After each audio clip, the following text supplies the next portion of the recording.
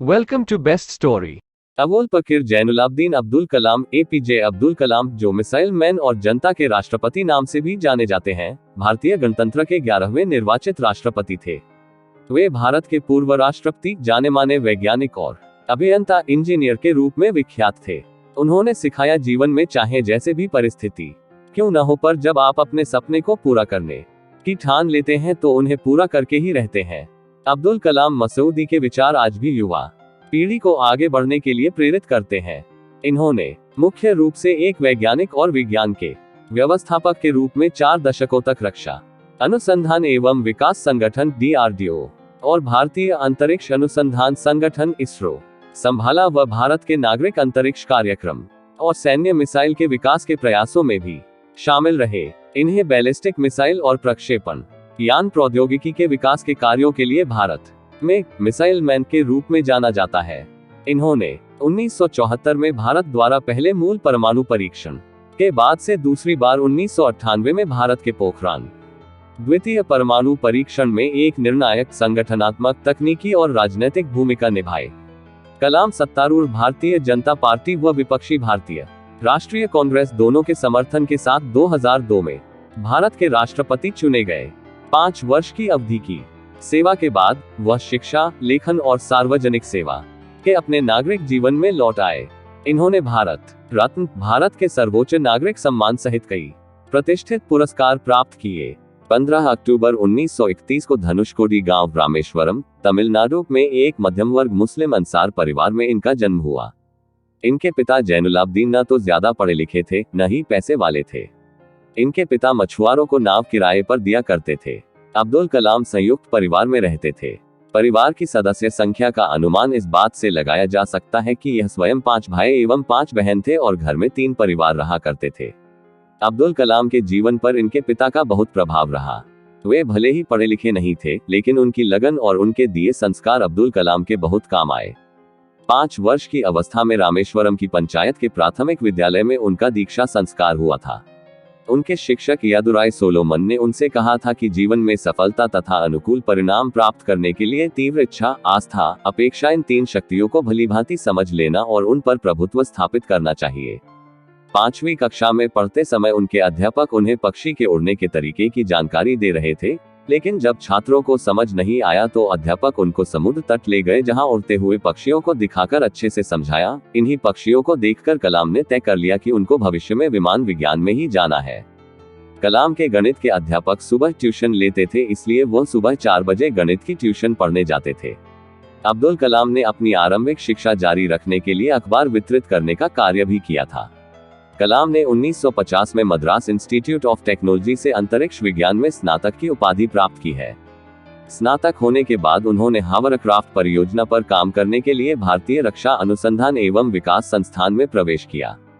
1962 में वे भारतीय अंतरिक्ष अनुसंधान संगठन में आए, जहां उन्होंने सफलतापूर्वक कई उपग्रह प्रक्षेपण परियोजनाओं में अपनी भूमिका निभाई।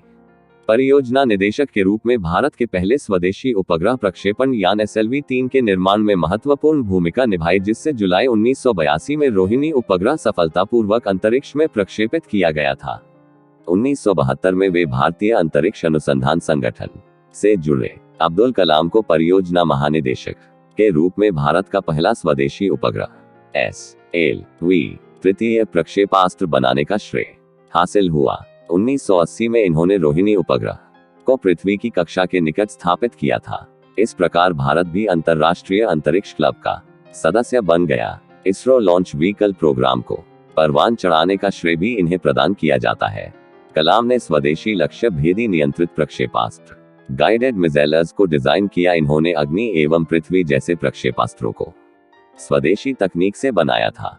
कलाम जुलाई 1992 से दिसंबर 1999 तक रक्षा मंत्री के विज्ञान सलाहकार तथा सुरक्षा शोध और विकास विभाग के सचिव थे। उन्होंने रणनीतिक प्रक्षेपास्त्र प्रणाली का उपयोग आग्नेयास्त्रों के रूप में किया। इसी प्रकार पोखरण में दूसरी बार परमाणु परीक्षण भी परमाणु ऊर्जा के साथ मिलाकर किया। इस तरह भारत ने परमाणु हथियार के निर्माण की क्षमता प्राप्त करने में सफलता अर्जित की। कलाम ने भारत के विकास स्तर को 2020 तक विज्ञान के क्षेत्र में अत्याधुनिक करने के लिए एक विशिष्ट सोच प्रदान की। ये भारत सरकार के मुख्य वैज्ञानिक सलाहकार भी रहे। 1982 में वे भारतीय रक्षा अनुसंधान एवं विकास संस्थान में वापस निदेशक के तौर पर आए और उन्होंने अपना सारा ध्यान गाइडेड मिसाइल के विकास पर केंद्रित किया। अग्नि मिसाइल और पृथ्वी मिसाइल का सफल परीक्षण का श्रेय काफी कुछ उन्हीं को है। जुलाई 1992 में वे भारतीय रक्षा मंत्रालय में वैज्ञानिक सलाहकार नियुक्त हुए। उनकी देखरेख में भारत ने 1998 में पोखरण में अपना दूसरा सफल परमाणु परीक्षण किया और परमाणु शक्ति से संपन्न राष्ट्रों की सूची में शामिल हुआ। राष्ट्रपति निर्वाचित हुए थे।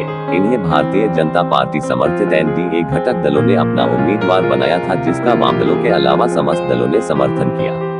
18 जुलाई 2002 को कलाम को 90% बहुमत द्वारा भारत का राष्ट्रपति चुना गया था और इन्हें 25 जुलाई 2002 को संसद भवन के अशोक कक्ष में राष्ट्रपति पद की शपथ दिलाई गई। इस संक्षिप्त समारोह में प्रधानमंत्री अटल बिहारी वाजपेयी, उनके मंत्रिमंडल के सदस्य तथा अधिकारीगण उपस्थित थे। इनका कार्यकाल 25 जुलाई 2007 को समाप्त हुआ। अब्दुल कलाम व्यक्तिगत जिंदगी में बेहद अनुशासन प्रिय थे। यह शाकाहारी थे। इन्होंने अपनी जीवनी विंग्स ऑफ फायर भारतीय युवाओं को मार्गदर्शन प्रदान करने वाले अंदाज में लिखी है। इनकी दूसरी पुस्तक guiding souls dialogues of the purpose of life आत्मिक विचारों को उद्घाटित करती है। इन्होंने तमिल भाषा में कविताएं भी लिखी है।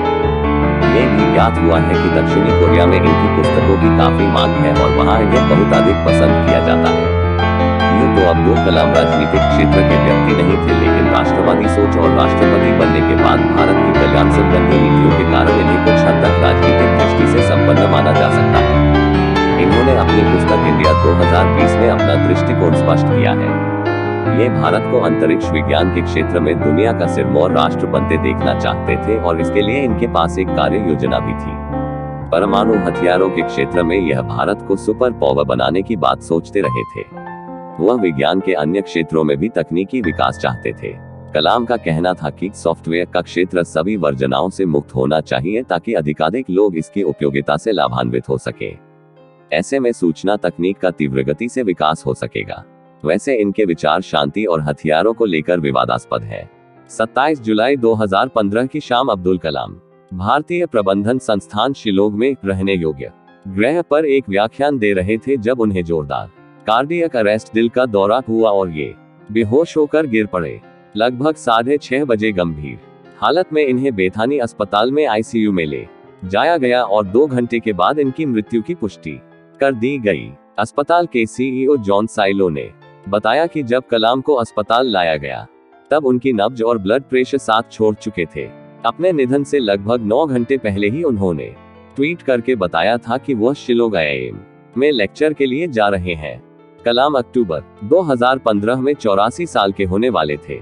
मेघालय के राज्यपाल वी षणमुखनाथन अब्दुल कलाम के हॉस्पिटल में प्रवेश की खबर सुनते ही सीधे अस्पताल में पहुंच गए। बाद में षणमुखनाथन ने बताया कि कलाम को बचाने की चिकित्सा दल की कोशिशों के बाद भी शाम 7:45 पर उनका निधन हो गया।